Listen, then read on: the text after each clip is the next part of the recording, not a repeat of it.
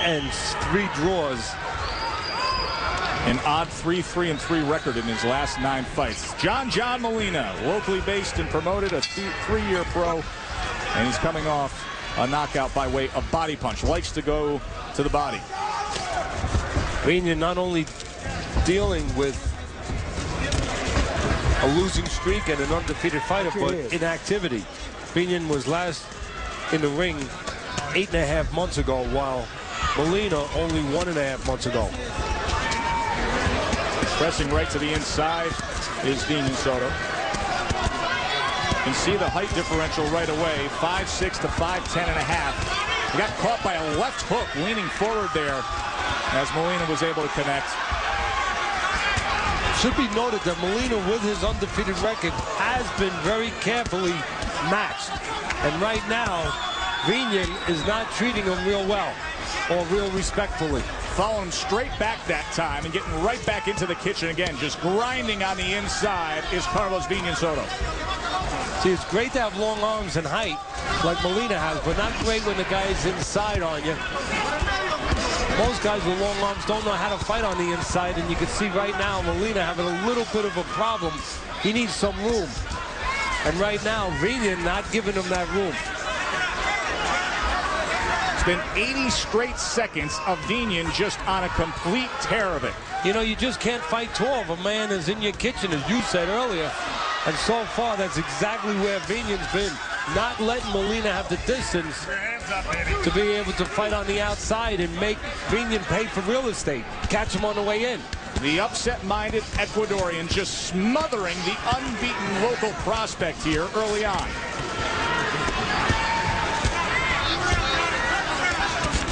Just missed with that uppercut. Vinan Soto comes back with a short right hand on the inside. Now, good start here. A left hand landed from Vinan Soto, but yet Molina comes back and lands a sharp left of his own and then follows it up with a right hand. And they are trading right on the inside. Well, as soon as there's some separation, a little distance, Molina gets the room to let those hands go a little bit and a little effectively. The uppercut could be there for Molina. You have a short guy like Vinan on your chest, leaning forward a little bit. That uppercut can be something that he can be susceptible to. Left hook came in that time from Molina. Then he goes downstairs with a left hand to the body. There was a short right uppercut on the inside, and now there's blood coming from the nose of Vinan Soto. Now, even though it's a good start for Vinan, got caught that time. You have to wonder, can he keep it up? Big left hand from Molina that time as Vinan Soto falls forward, and now with some separation, that's a slip. The right leg gave out on John Molina. Well, you said it right. As soon as there was separation, a little distance, Molina connected. Great first round here in our co-feature.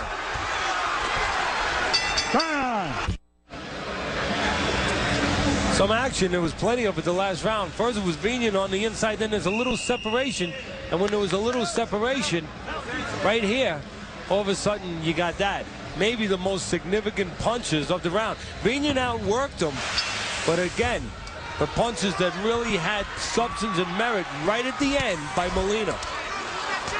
What a great way to start our co-feature, and they're right back to that busy pace. The undefeated John Molina and Vinan Soto, and look at these numbers in the first round. 131 punches thrown by Vinan Soto, 31 of 106 by Molina. I mentioned that it was a good start for Vinan. I didn't have to mention that. The audience could see that for themselves, but could he keep it up?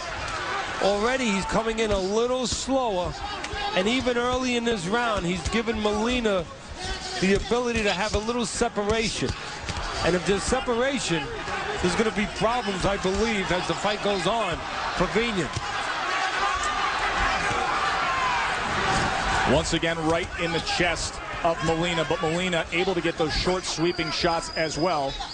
You know, Molina belongs on the outside where he can have the room to use his height advantage and the long arms, but he can get it done on the inside as long as he knows how to do that. Shorten his punches up and do that. There's going to be plenty of opportunities in close. Why? Because Vinan is not that good technically.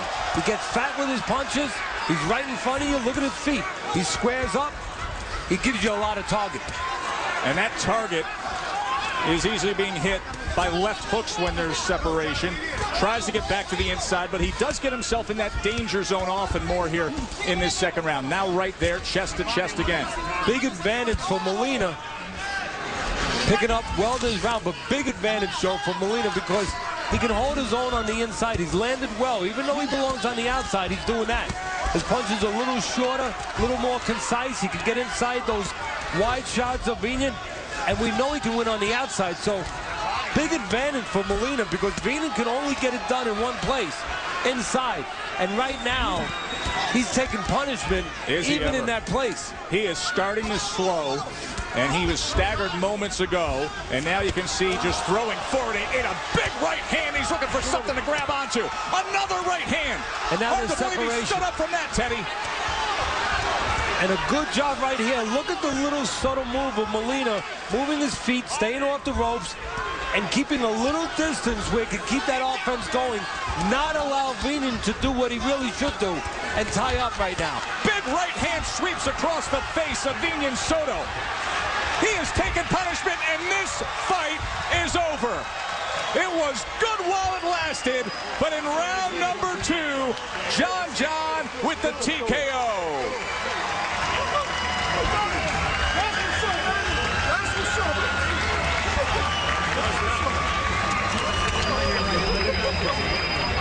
So when you see a fighter like we said with Vinan coming in that he hadn't won except for one fight in his last 7, you know that he's here as an opponent to keep Molina unbeaten, keep his record perfect. That's what he was here for.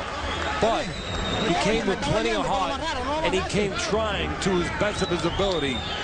And for that, I at least applaud him. John Molina. He plays to the crowd. He is from Covina, California. And you can see the fans that he said would come out to support him, sponsored by the Teamsters. He said they would be out in force, and they are here at the Nokia Theater tonight. His dad put in 20 years in the union, and he is a real character. Great personality, and as you can see, a fun fighter to watch. Take some look at the action here. And again, you could see the short of Vinan trying to get inside, but we talk about it sometimes. Molina making him pay for that real estate, charging him 2, 3 punches for every foot that Vinan tries to gain. A little separation here at the end of the fight, and you can see what happens when there's separation. No grabbing by Vinan, and the offense is allowed to continue by Molina, and the referee does the right thing and allows Molina to celebrate. Vinan Soto is one of those road warrior opponents. He gives everything he can, but he couldn't give much more after the beatdown in the second round. Let's send it up to the ring to Jimmy Lennon Jr. Ladies and gentlemen, we have the time of 2 minutes 40 seconds in round number 2. Our referee in charge, David Mendoza, had seen enough. He stops the contest. He is the winner by way of knockout and still undefeated, John Molina Jr.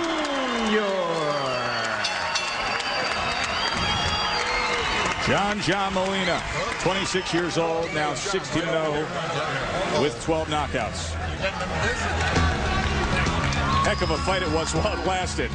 They threw 137 punches in the first round, and Molina himself threw 137 in the second round. Impressive stuff. Chambers Peters still to come, but first Brian Kenny.